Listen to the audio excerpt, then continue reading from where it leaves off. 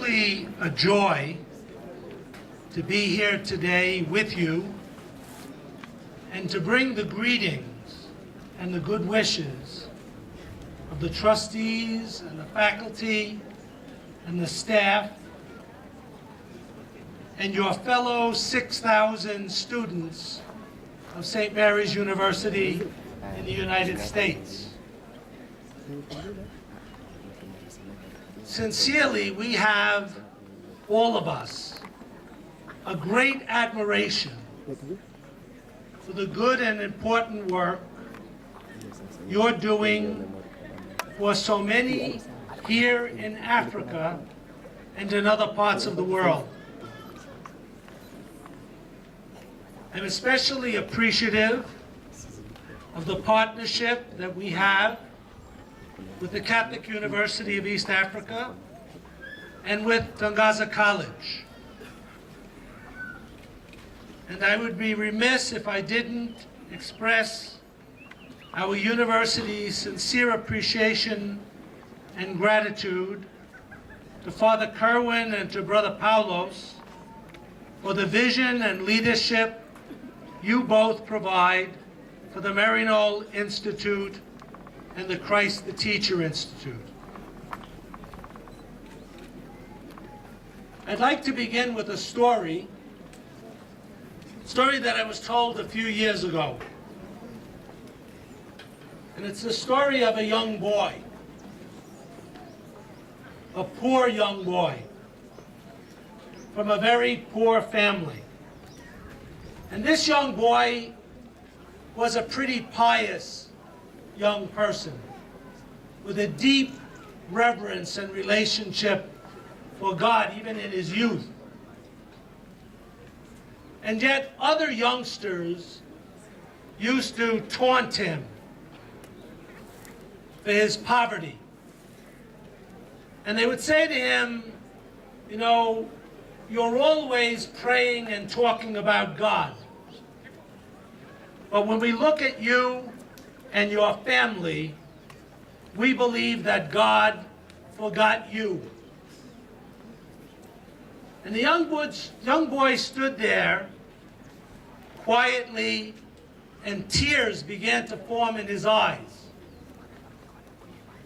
And he then said to these other youngsters, no, I don't believe that God forgot me or forgot my family. I believe that God asked someone else to care for us, and they forgot. I tell you that story because for me, when I heard it, it struck a chord because it captures the core Lasallian vision of the 300-year-old international network of schools and universities, of which St. Mary's University is proudly a member. A vision that no youngster, no family should ever believe that they've been forgotten by God or by the rest of us. That no youngster or no family should ever feel passed over, left without, forgotten by others, with a poverty of opportunities and without the ability to have a good education. That no youngster and no family should feel that the full and abundant life promised to us by Jesus in the gospel wasn't possible for them. Our Lasallian educational vision and international network, whose founder and inspiration, St. John Baptist de La Salle, the Catholic Church's patron of teachers, who quite coincidentally was born on this very day, the 30th of April, 360 years ago in Reims, France. This inspirational patron of teachers who worked hard and who spent his whole life and all of his energy educating and preparing teachers and church ministers. This patron of teachers who left us a meditation for the second Sunday of Easter, a meditation that he based on the gospel passage of the Good Shepherd,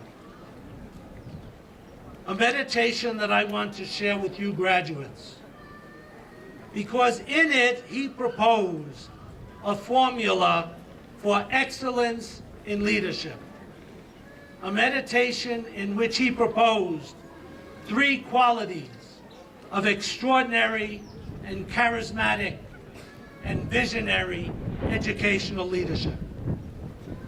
He shared with us and he said, if you want to be a good teacher, if you want to be an educational leader, you need to know the people with whom you work.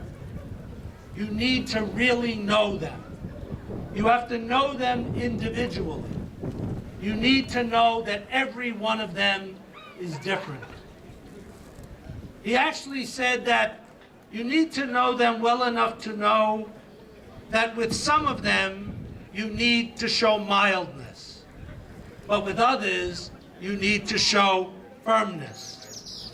There are others that will require much patience, and others more correction, and others constant attention, and others simple encouragement. But if you want to be an educational leader in your classroom, in the place and the space in which you work, make sure you know each and every one in their individual and unique person and giftedness. The second piece of advice that he gave to us was that if you want to be a good teacher, you need to be known by your students. It's not just enough that you know them. They need to know you. And what do they need to know about you? They need to know that you are a virtuous human being, that you're somebody worth emulating, that you're a person of trust and goodness. But he also said what they need to know about us is that we are kind and we are tender in our dealings with them. Because if we're not kind and tender, how will they ever have the courage to approach us in their time of weakness and their time of need?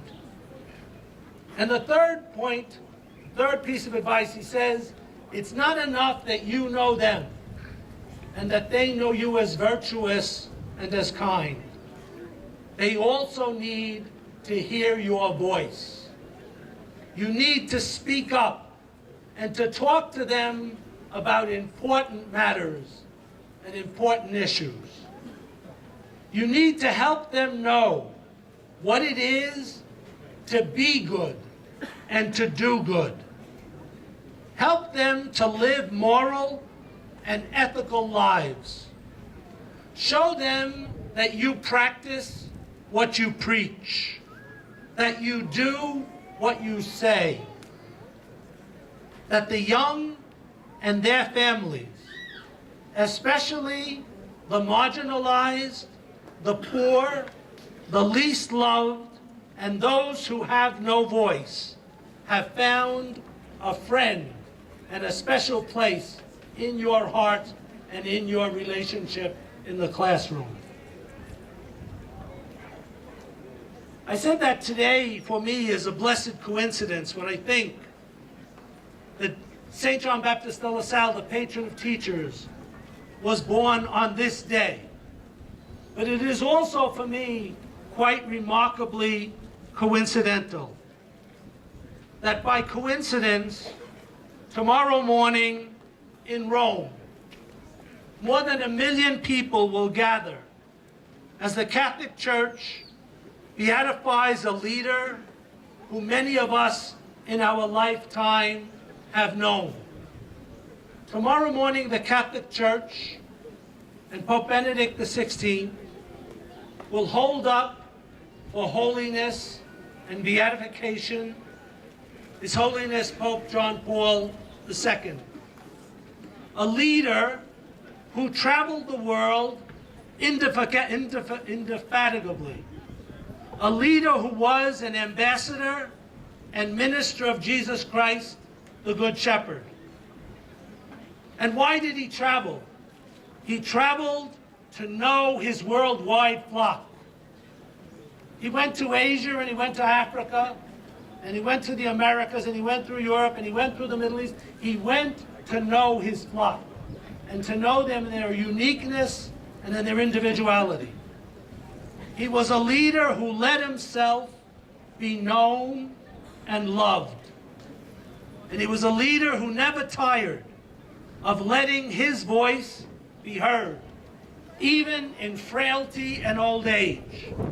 A voice on behalf of justice, on behalf of solidarity, and on behalf of peace.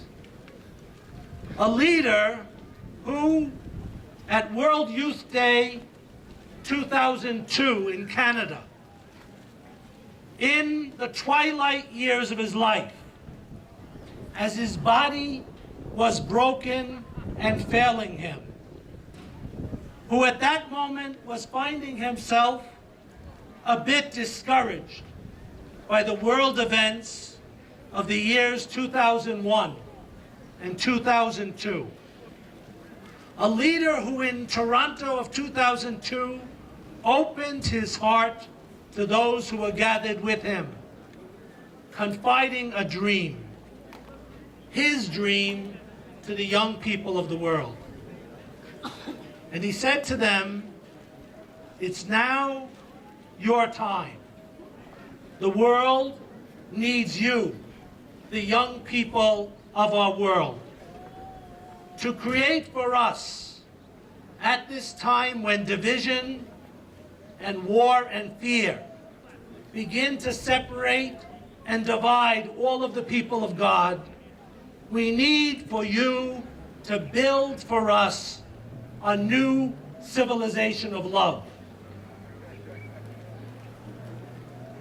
And it was palpable among the million young people gathered in Toronto that day that they heard the call and that they were willing to accept the challenge of this holy old man's dream. And so, graduates, this is also my hope and my dream for you today. A message drawing on this eve of his beatification, on the memory of the now blessed Pope John Paul II. This is your time. This broken, divided, war-torn, hungry, yet resilient and hopeful humanity of ours needs your gifts and your leadership. You young people are graduates. I urge you, as he did, build for us in your time and in your place a new civilization of love. Be the answer to the creation of solutions instead of a continuation of conflicts and problems. And as you go forth as graduates of this Lasallian institution called St. Mary's University of Minnesota, go forth in the spirit of this Easter season with the resurrected Jesus as your companion and guide. Be instruments and agents of life and hope in the classroom and in the world. And so it is in the name of all of the people of St. Mary's University that I offer you my most sincere congratulations. You graduate on a most auspicious day, on a most auspicious weekend. Some people might say it is because of the wedding that happened yesterday in England. But I'd say because you graduate on the birthday of the patron of teachers, and you graduate on the eve of the beatification of a man whose funeral and wake in Rome was attended by 2 million people. So great was the love that the people of the world had for him as he spoke out as a voice of peace, justice, and solidarity in a broken world. Graduates, we're proud of you. We believe in you. We delight in you and delight that you are part of St. Mary's. God bless and protect you all. God bless your families, your loved ones, and your religious communities. God bless and protect the Catholic University of East Africa, Tangaza College, Christ the Teacher Institute of Education, and the Maryknoll Institutes of African Studies of St. Mary's University of Minnesota.